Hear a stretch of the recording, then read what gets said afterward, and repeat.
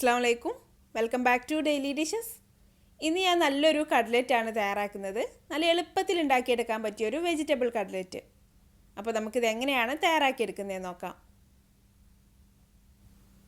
ഇപ്പോൾ ഞാനൊരു പാത്രം ചൂടാവാനായിട്ട് വെച്ചിട്ടുണ്ട്. ഇതിലേക്ക് ഇനി കുറച്ച് ഓയിൽ ഒഴിച്ചു കൊടുക്കാം. ഞാനിപ്പോൾ 2 ടേബിൾ സ്പൂണോളം ഓയിൽ ഒഴിച്ചു കൊടുത്തിട്ടുണ്ട്. വെളിച്ചെണ്ണ, സൺഫ്ലവർ ഓയിലോ ഏതായാലും കുഴപ്പമില്ല. ഓയിൽ നന്നായിട്ടൊന്ന് ചൂടായി വന്നതിലേക്ക് സവാള ചേർത്ത് കൊടുക്കാം. ഞാനിപ്പോൾ ഒരു വലിയ സവാള എടുത്തിട്ടുണ്ട്. സവാള അത്ര നീളത്തിലല്ലാതെ കുറച്ച് ചെറുതായിട്ട് കട്ട് ചെയ്ത് ചേർത്ത് കൊടുത്തിട്ടുണ്ട്. ഇനി ഈ സവാള ഒന്ന് വഴറ്റിയെടുക്കാം. കൂടുതൽ സമയം വഴറ്റിയെടുക്കേണ്ട ആവശ്യമൊന്നുമില്ല കേട്ടോ. ഈ സവാളയുടെ ഒരു പച്ചമണം ഒന്ന് മാറി കിട്ടിയാൽ മതി. ഇപ്പോൾ സവാള ഒന്ന് വഴറ്റിയെടുത്തിട്ട് ചെറുതായിട്ടൊന്ന് കളറ് മാറാൻ തുടങ്ങിയിട്ടുണ്ട്. ഇനി ഇതിലേക്ക് 1/2 ടേബിൾ സ്പൂൺ ഇഞ്ചി ചതച്ചത് ചേർത്ത് കൊടുക്കാം. പിന്നെ 1 ടേബിൾ സ്പൂൺ വെളുത്തുള്ളി ചതച്ചത്. പിന്നെ ഒരു 3 പച്ചമുളക് നല്ല ചെറുതായിട്ട് കട്ട് ചെയ്തതും കൂടെ ചേർത്ത് കൊടുക്കാം. എന്നിട്ട് നമുക്ക് ഈ ഇഞ്ചിൻ്റെയും വെളുത്തുള്ളിൻ്റെയൊക്കെ ഒരു പച്ചമണം മാറി വരുന്നവരെ നന്നായിട്ടൊന്ന് വഴറ്റിയെടുക്കാം. ഇപ്പോൾ ഇഞ്ചിയും വെളുത്തുള്ളിയൊക്കെ നന്നായിട്ട് വഴന്ന് വന്ന് അതിൻ്റെ പച്ചമണമൊക്കെ ഒന്ന് മാറി വന്നിട്ടുണ്ട്. ഇനി ഇതിലേക്ക് മസാലപ്പൊടികളൊക്കെ ചേർത്ത് കൊടുക്കാം.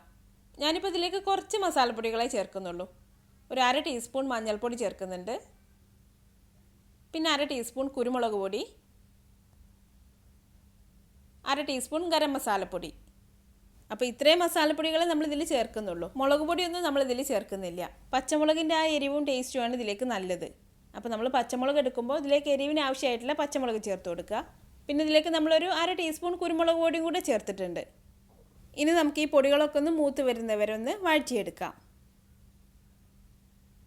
ഇപ്പോൾ പൊടികളൊക്കെ നന്നായിട്ട് മൂത്ത് വന്നിട്ടുണ്ട്. ഇനി ഇതിലേക്ക് നമുക്ക് വെജിറ്റബിൾസൊക്കെ ചേർത്ത് കൊടുക്കാം. ഒരു ക്യാരറ്റ് ചെറുതായിട്ട് കട്ട് ചെയ്ത് ചേർത്ത് കൊടുക്കുന്നുണ്ട്. പിന്നെ കുറച്ച് ക്യാബേജ്, കുറച്ച് ബീൻസ്, കുറച്ച് ഗ്രീൻ പീസ്. ഇതിപ്പോൾ പച്ച ഗ്രീൻ പീസാണ്. ഉണങ്ങിയ ഗ്രീൻ പീസ് ആണെങ്കിൽ ഒന്ന് വേവിച്ചെടുത്തിട്ട് ചേർത്ത് കൊടുത്താൽ മതി. വെജിറ്റബിൾസിൻ്റെ അളവൊക്കെ നമ്മളൊരു ഇഷ്ടത്തിനനുസരിച്ച് നമുക്ക് കൂട്ടിയോ കുറച്ചൊക്കെ എടുക്കാം. പിന്നെ വേണമെങ്കിൽ നമുക്ക് ഇതിലേക്ക് ബീട്രൂട്ടും ക്യാപ്സിക്കും കോളിഫ്ലവറൊക്കെ ചേർത്ത് കൊടുക്കാം. അപ്പോൾ നമ്മുടെ കയ്യിൽ ഏത് വെജിറ്റബിൾസാണ് ഉള്ളതെന്ന് വെച്ചാൽ ചേർത്ത് കൊടുത്തിട്ട് നമുക്കിത് തയ്യാറാക്കിയെടുക്കാം. ഇനി നമുക്ക് ഈ വെജിറ്റബിൾസ് എല്ലാം ഒന്ന് വേവിച്ചെടുക്കാം. ഇതിൽ നമ്മൾ ഇതുവരെ ഉപ്പ് ചേർത്തിട്ടില്ല. അപ്പോൾ ഇതിലേക്ക് ആവശ്യത്തിന് വേണ്ട ഉപ്പും കൂടെ ചേർത്ത് കൊടുക്കാം. ഇതിലേക്ക് ഇനി നമുക്ക് പൊട്ടാറ്റോ ചേർത്ത് കൊടുക്കാനുള്ളതാണ്. അപ്പോൾ അതിലേക്ക് ആവശ്യമായിട്ടുള്ള ഉപ്പും കൂടെ ചേർത്ത് കൊടുത്തിട്ടുണ്ട്. ഇനി ഇത് നന്നായിട്ടൊന്ന് മിക്സ് ചെയ്തെടുത്ത ശേഷം നമുക്കിത് കുറച്ച് സമയം ഒന്ന് മൂടി വെച്ച് വേവിച്ചെടുക്കാം. തീ നന്നായിട്ട് കുറച്ച് വെച്ചിട്ട് നമ്മൾ സാധാരണ ഉപ്പേരിയും തോരനൊക്കെ തയ്യാറാക്കുന്ന പോലെ ഒന്ന് വേവിച്ചെടുക്കാം. ഇപ്പോൾ വെജിറ്റബിൾസ് എല്ലാം നന്നായിട്ട് വെന്ത് വന്നിട്ടുണ്ട്. ഇനി ഇത് നന്നായിട്ടൊന്ന് ഇളക്കി കൊടുത്ത ശേഷം ഇതിലേക്ക് നമുക്ക് പൊട്ടാറ്റോ ചേർത്ത് കൊടുക്കാം. 3 മീഡിയം സൈസിലുള്ള പൊട്ടാറ്റോ ഞാൻ ആദ്യം ഒന്ന് പുഴുങ്ങിയെടുത്തിട്ട് ചൂടാറിയ ശേഷം ഒന്ന് ചെറുതായിട്ട് ഉടച്ചെടുത്തിട്ടുണ്ട്. അത് ഇതിലേക്ക് ചേർത്ത് കൊടുക്കാം. ഇനി ഇതിലേക്ക് കുറച്ച് മല്ലിയിലയും കൂടെ ചേർക്കുന്നുണ്ട്. ഇനി തീ നന്നായിട്ട് കുറച്ച് വെച്ചിട്ട് ഇതെല്ലാം കൂടി നന്നായിട്ടൊന്ന് മിക്സ് ചെയ്തെടുക്കാം. പൊട്ടാറ്റോ ചേർത്ത് കൊടുത്തുകൊണ്ട് ഇത് പെട്ടെന്ന് അടി പിടിക്കും. അപ്പോൾ തീ ഓഫ് ചെയ്തിട്ട് മിക്സ് ചെയ്തെടുത്താലും മതി. വലുതായിട്ട് കിടക്കുന്ന ഉരുളക്കിഴങ്ങിൻ്റെ പീസൊക്കെ ഉണ്ടെങ്കിൽ ഒന്ന് ഉടച്ചു കൊടുക്കാം.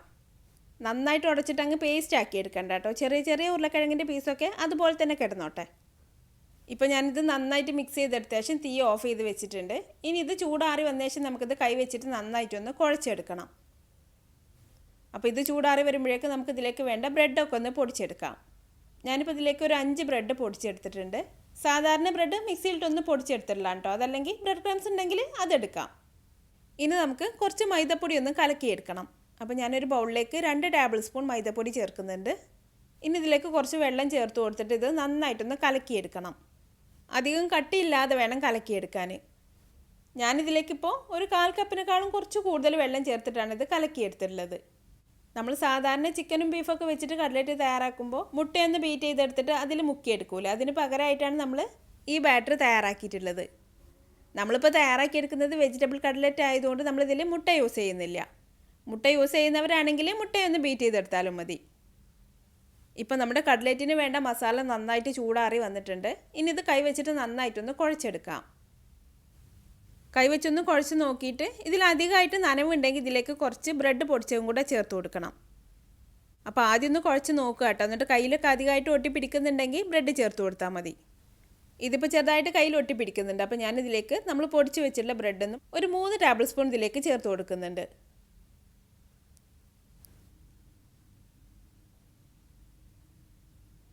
ഇനി ഇതെല്ലാം കൂടി നന്നായിട്ടൊന്ന് കുഴച്ചെടുക്കാം. കുഴച്ചെടുക്കുമ്പോൾ ഉപ്പും എരിവൊക്കെ നോക്കിയിട്ട് ആവശ്യമുണ്ടെങ്കിൽ ചേർത്ത് കൊടുക്കാം. എരിവ് കുറവാണെങ്കിൽ കുറച്ച് കുരുമുളക് പൊടിയും കൂടെ ചേർത്ത് കൊടുത്താൽ മതി. എന്നിട്ട് നമുക്കിത് കൈവച്ചിട്ടൊന്ന് ഷേപ്പാക്കി എടുക്കാൻ പറ്റുന്ന രീതിയിലൊന്ന് കുഴച്ചെടുക്കുക.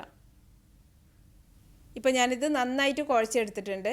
ഇനി ഇതൊന്നും കുറച്ചായിട്ട് എടുത്തിട്ട് നമുക്ക് ഇഷ്ടമുള്ള രീതിയിലൊന്ന് ഷേപ്പ് ചെയ്തെടുക്കാം. ഞാനിപ്പോൾ ഇതിൽ നിന്നും കുറച്ചെടുത്തൊന്ന് ഉരുട്ടിയെടുത്തിട്ട് ഏകദേശം ഒരു ഓവൽ ഷേപ്പാണ് ആക്കിയെടുക്കുന്നത്. നമുക്ക് ഇഷ്ടമുള്ള ഷേപ്പിലാക്കിയെടുക്കാം. ഇങ്ങനെ ചെയ്യാനാണെങ്കിൽ കൈവച്ച് നന്നായിട്ടൊന്ന് ഉരുട്ടിയെടുത്തിട്ട് വിരൽ വെച്ചിട്ട് ഇതുപോലെ ഒന്ന് പ്രസ് ചെയ്ത് കൊടുത്താൽ മതി. ഇപ്പോൾ ഒന്ന് റെഡി ആയിട്ടുണ്ട്. ഇനി ബാക്കിയുള്ളതെല്ലാം ഇതുപോലെ ഷേപ്പ് ചെയ്ത് വെക്കാം.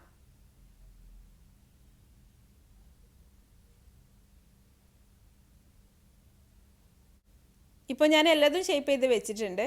നമ്മളിപ്പോൾ ഉണ്ടാക്കിയിട്ടുള്ള മസാല വെച്ചിട്ട് നമുക്കൊരു 17 കട്ട്ലറ്റ് തയ്യാറാക്കിയെടുക്കാം. അധികം വലിപ്പമില്ല കേട്ടോ, ഒരു മീഡിയം സൈസിലാണ് ഞാനിത് ഉണ്ടാക്കിയിട്ടുള്ളത്. ഇനി നമുക്ക് ഓരോന്നായിട്ട് എടുത്തിട്ട് ആദ്യം ഈ മൈദ ബാറ്ററിലൊന്ന് മുക്കിയെടുക്കാം. എന്നിട്ട് പൊടിച്ച് വെച്ചിട്ടുള്ള ബ്രെഡ് വെച്ചിട്ടൊന്ന് കോട്ട് ചെയ്തെടുക്കാം. 2 കൈയും കൂടെ വെച്ചിട്ട് ചെയ്യാം കേട്ടോ നല്ലത്, അല്ലെങ്കിൽ ഈ ബ്രെഡ് ക്രംസ് എല്ലാം കൂടി കയ്യിൽ ഒട്ടിപ്പിടിക്കും. ഇപ്പോൾ ഒന്ന് ഇതാ നന്നായിട്ട് കോട്ട് ചെയ്തെടുത്തിട്ടുണ്ട്. ഇനി ബാക്കിയുള്ളതെല്ലാം നമുക്ക് ഇതുപോലെ തന്നെ ചെയ്യാം. ആദ്യം മൈദ ബാറ്ററിലൊന്ന് മുക്കിയെടുക്കുക. പിന്നെ ബ്രെഡ് വെച്ചിട്ട് നന്നായിട്ടൊന്ന് കോട്ട് ചെയ്തെടുക്കുക. എല്ലാ കട്ട്ലറ്റും ഇതുപോലെ ഒന്ന് കോട്ട് ചെയ്ത് വെച്ച ശേഷം നമുക്കിത് ഫ്രൈ ചെയ്തെടുക്കാം. ഇതുപോലെ കോട്ട് ചെയ്തിട്ട് ഒരു 10 മിനിറ്റെങ്കിലും ഫ്രീസറിൽ വെച്ചിട്ട് ഫ്രൈ ചെയ്തെടുക്കുകയാണെങ്കിൽ ഈ കോട്ടിംഗ് ഒന്നും പൊടിഞ്ഞു പോവാതെ നമുക്ക് ഫ്രൈ ചെയ്തെടുക്കാൻ പറ്റും. അപ്പോൾ ഞാനൊരു ചീനച്ചട്ടി ചൂടാവാനായിട്ട് വെച്ചിട്ടുണ്ട്. അതിൽ ഈ കട്ട്ലറ്റ് മുങ്ങി കിടക്കാൻ മാത്രം ഓയിൽ ഒഴിച്ചിട്ടുണ്ട്. എന്നിട്ട് ഈ ഓയിൽ നന്നായിട്ടൊന്ന് ചൂടായി വരണം. എന്നിട്ട് ഓരോരോ കട്ട്ലറ്റായിട്ട് ഇതിലേക്ക് ഇട്ട് കൊടുക്കുക. കൂടുതൽ ഇട്ട് കൊടുക്കണ്ട കേട്ടോ, 2-3 കട്ട്ലറ്റ് ഇട്ട് കൊടുത്തിട്ട് ഹൈ ഫ്ലെയിമിൽ വെച്ചിട്ടൊന്ന് ഫ്രൈ ചെയ്തെടുക്കാം. കൂടുതലായാലും പിന്നെ ഇത് മുങ്ങിക്കിടക്കാൻ മാത്രം ഓയിലില്ലെങ്കിലൊക്കെയാണ് ഇതിലേക്ക് നന്നായിട്ട് ഓയിൽ പിടിക്കുന്നത്. ഇതുപോലെ കുറച്ചായിട്ട് ഫ്രൈ ചെയ്തെടുക്കുകയാണെങ്കിൽ ഓയിലൊന്നും ഇതിലേക്ക് അധികം പിടിക്കില്ല. നമ്മൾ ആദ്യം കോട്ട് ചെയ്ത് വെച്ചിട്ടുള്ള കട്ട്ലറ്റ് ആദ്യം ഫ്രൈ ചെയ്തെടുക്കാം. ഇതിലിനി അധികം വെന്ത് വരാനൊന്നും ഇല്ലാത്തതുകൊണ്ട് ഹൈ ഫ്ലെയിമിൽ വെച്ചിട്ട് പെട്ടെന്ന് അങ്ങ് ഫ്രൈ ചെയ്തെടുത്താൽ മതി. ഇപ്പോൾ ഇത് നല്ലൊരു ഗോൾഡൻ ബ്രൗൺ കളറായിട്ടുണ്ട്. ഇനി നമുക്കിത് ഓയിലിൽ നിന്ന് മാറ്റി കൊടുക്കാം.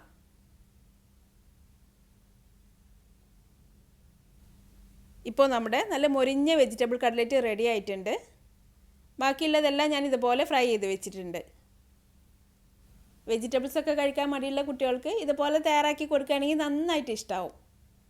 അപ്പോൾ ഇതുപോലെ ഒന്ന് തയ്യാറാക്കി നോക്കിയിട്ട് അഭിപ്രായം എന്നെ കമൻറ്റിലൂടെ അറിയിക്കാൻ മറക്കരുത്. നിങ്ങൾക്ക് എൻ്റെ വീഡിയോ ഇഷ്ടമായാൽ ലൈക്ക് ചെയ്യാനും ഷെയർ ചെയ്യാനും കമൻറ്റ് ചെയ്യാനൊന്നും മറക്കരുത്. അപ്പോൾ അടുത്ത നല്ലൊരു റെസിപ്പി ആയിട്ട് വീണ്ടും കാണാം. Thanks for watching this video.